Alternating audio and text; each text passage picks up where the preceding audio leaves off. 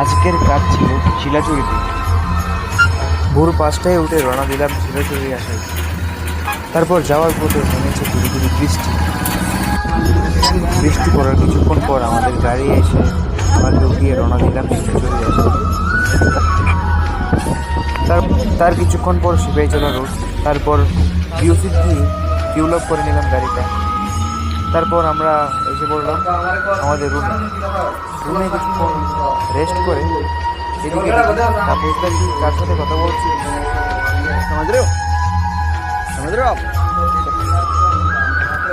তার কিছুক্ষণ পর রওনা দিলাম আগরতলায় আসাই। আস্তে আস্তে দেখলাম এই কি সুন্দর ভিউ আছে।